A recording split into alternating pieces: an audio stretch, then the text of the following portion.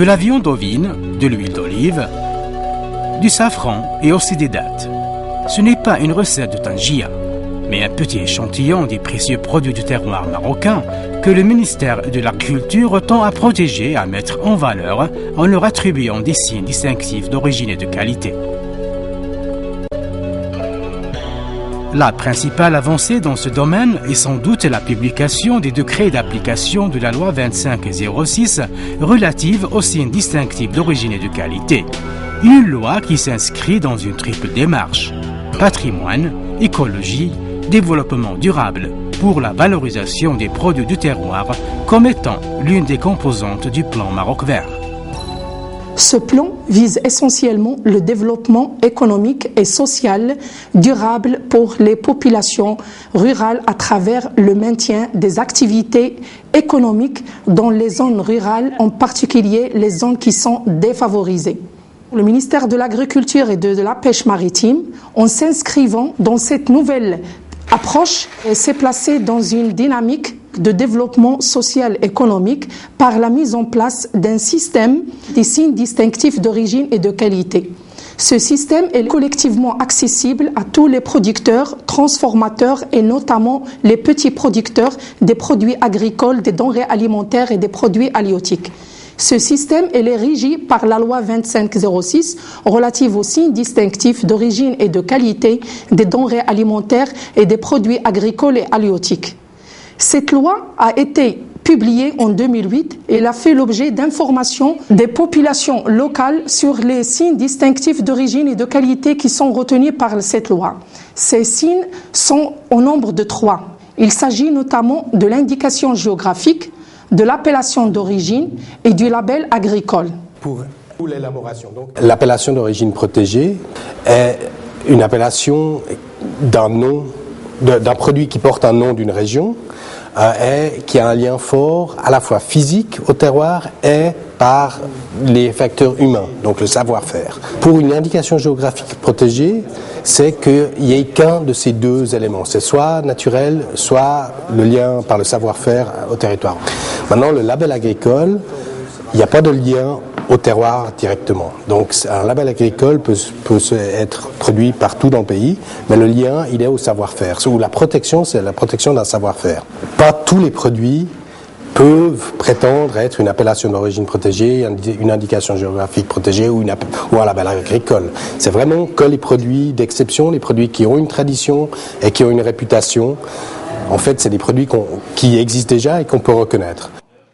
Chacun a un intérêt, aussi bien celui qui va protéger au départ, qui est porteur, en quelque sorte, de la race ou de la variété, que celui qui va l'utiliser pour faire le produit, et celui qui va commercialiser le produit également. La mise en application de la loi 2506 a été soutenue par l'Organisation des Nations Unies pour l'alimentation et l'agriculture dans le cadre d'un projet intitulé « Assistance technique pour la mise en place et le développement du système de reconnaissance des signes distinctifs d'origine et de qualité ».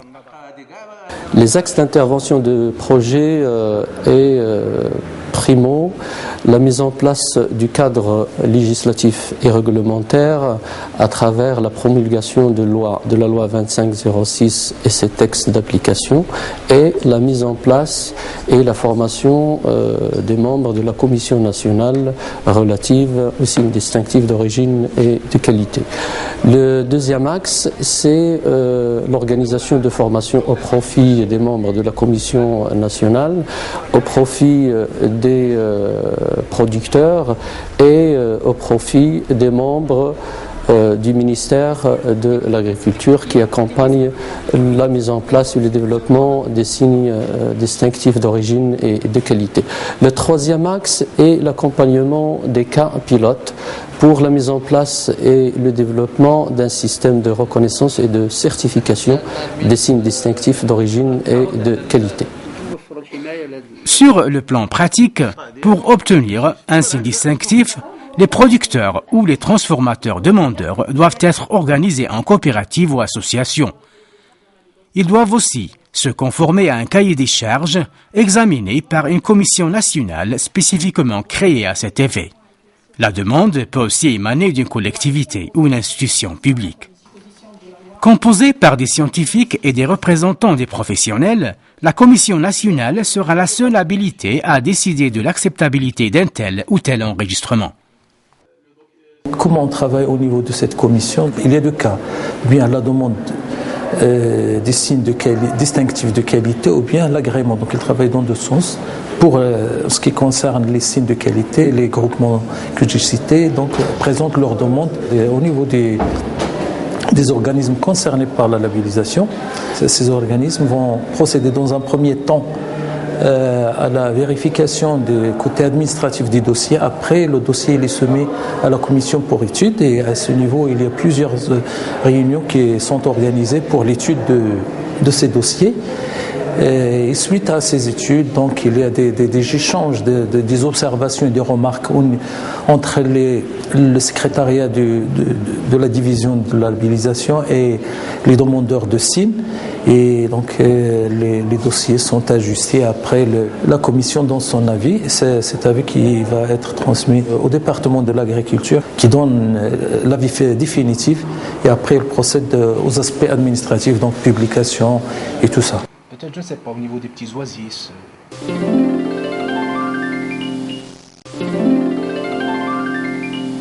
Aujourd'hui, le projet soutient 3 produits dans différentes régions du pays.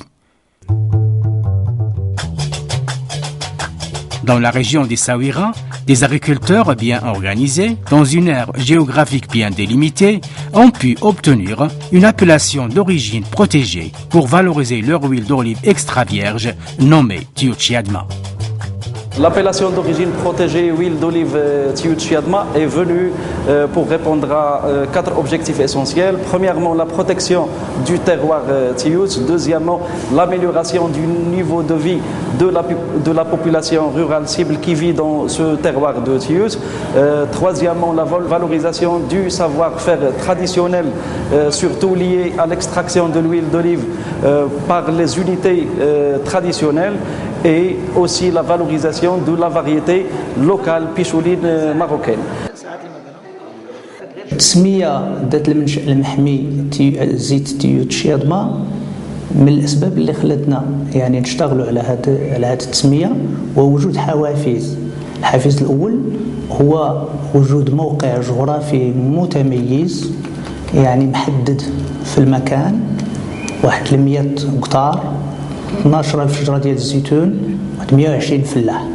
الحافز الأول. الحافز الثاني هو وجود تنظيم يعني الجمعية سيد ربيع لمستخدمي المياه المخصصة للأغراض الزراعية.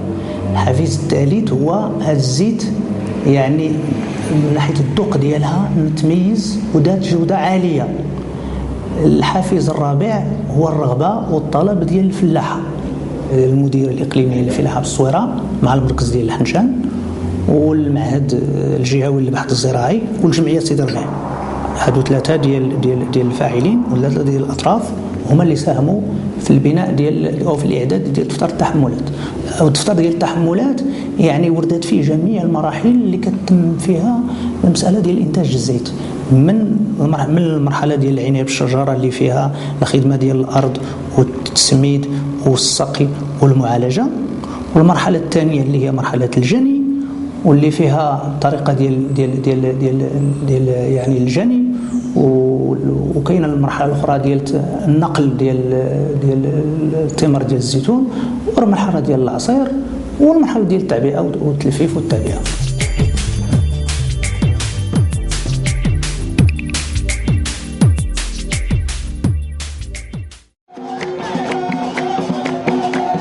Autre produit soutenu par le projet, les dattes mjhoul des Rachidia. Dans le tafilalat, le palmier dattier constitue l'ossature de l'agriculture oisienne. Il constitue la principale source de vie pour la population locale. Reconnaissant de son importance socio-économique, les Filali organisent chaque année une fête en l'honneur de cet arbre source de vie.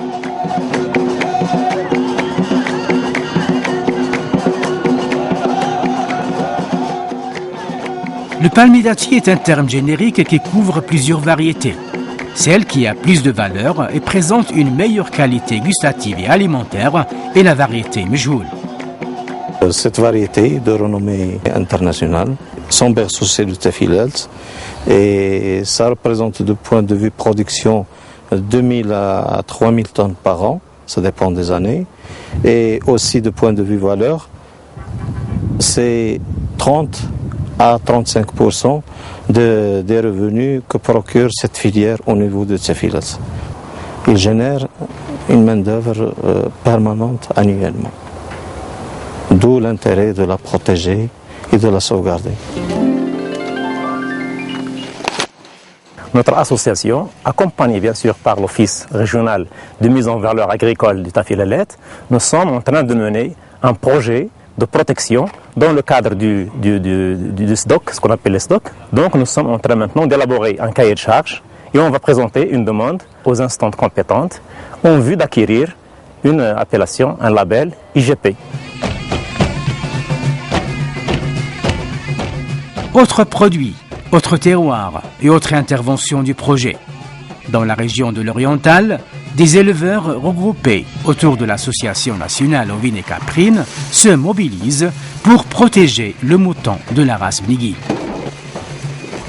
Des efforts sont dès lors consentis pour l'amélioration de la race, pour l'amélioration du parcours et pour l'organisation des éleveurs. Au niveau du Maroc oriental, il y a une race très spécifique qui est nommée la race Bnigui. C'est une race très caractéristique de la zone. D'ailleurs, au niveau du plan moutonnier de 1980, elle a été choisie comme berceau de race, la zone de l'oriental, pour que cette race subisse un programme de sélection chez des éleveurs élites de la race. Ainsi, on garantira la multiplication des gènes de cette race et leur diffusion auprès de tous les éleveurs de la zone. هذا السلالة تربينا معها من جد الجد، عندها جودة نتاع اللحم نتاع الحليب نتاع الدهان نتاع الكليلة، أي خاصيات عندها وحتى حاجة ما فيها نتاع الضرورة وتاكل العشوب صبارة تصبر للثلج تصبر للبرد تصبر لأي حاجة. وعنده جودة عالية ديال اللحم، لهذا دار هذا البيان الجغرافي. الجموعة المطالبة أو الجروب دوموندور هو الجمعية الوطنية لمربي الماعز والغنم بالمغرب. لماذا؟ لأنها هي كتواجد في كل المغرب أولا، وثانيا كتواجد خصوصا في المنطقة الشرقية. لهذا خضعت على عاتقها دفتر التحملات ديال البيان الجغرافي ديال فصيلة بنيكيل. هذا لو بلان دو كونترول ولا وثيقة ولا مخطط المراقبة خاص. Pour pouvoir utiliser un signe distinctif, tout produit qui au préalable a reçu son certificat, IGP ou AOP, devra en outre le faire certifier par un organisme de contrôle et de certification.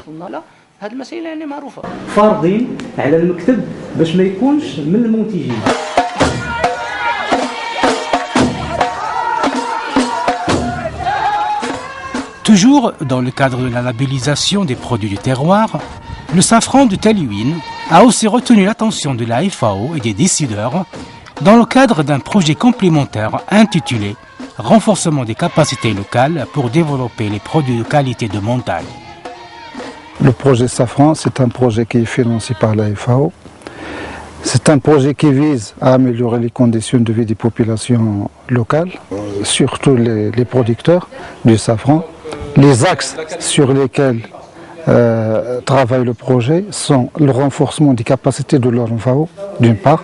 Deuxièmement, le renforcement des capacités des producteurs à travers leur organisation en coopérative et en association, à travers la formation des membres de ces coopératives, leur appui sur le plan en matière de valorisation du produit, en matière d'amélioration de leur savoir-faire pour la production. Et finalement, le projet a comme résultat attendu de développer la filière safran d'une manière générale.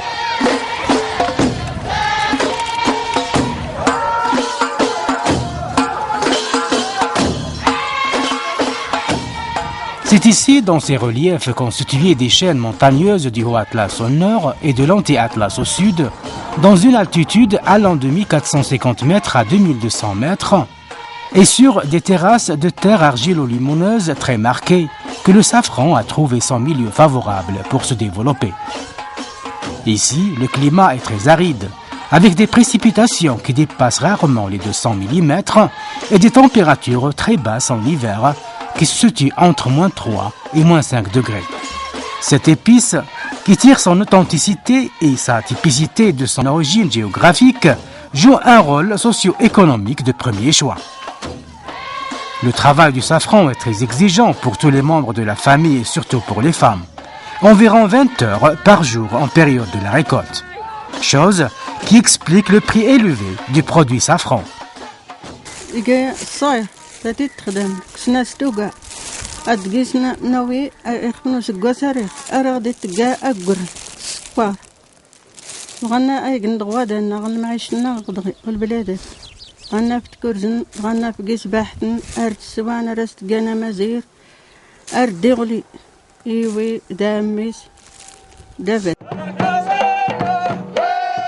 Chaque année, un moussem est organisé en l'honneur de cette plante. Un moussem qui témoigne de l'intérêt que présente le safran pour la population locale.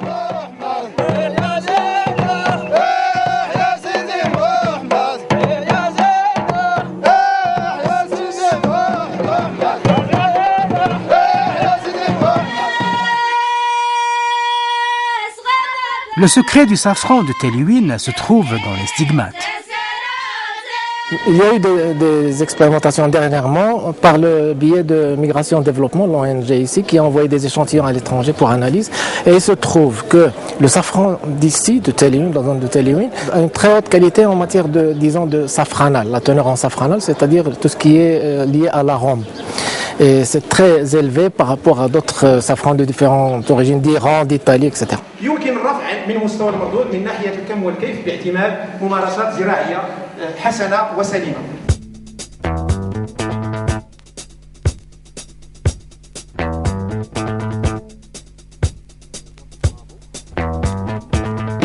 En plus de la formation des producteurs, diverses actions améliorantes des techniques agricoles et de la gestion de la biodiversité ont été entreprises dans le cadre du projet. Des actions qui ont vu donner des résultats et de bonnes pratiques commencent à apparaître. La récolte, par exemple, doit être faite dans des paniers et non dans des sachets en plastique. Quant à l'émondage, cette opération doit être effectuée dans un milieu propre et sous abri. Et pour mieux garantir la qualité du safran, le projet a introduit des séchoirs électriques.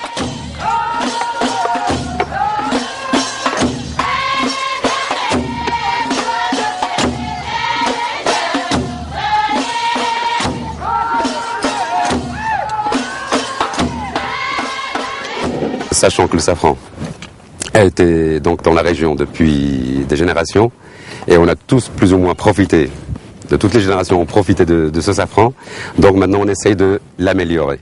Sans le contrôler, mais on essaie de le gérer le mieux possible pour avoir un meilleur rendement. Et on essaie de travailler avec des organismes ou des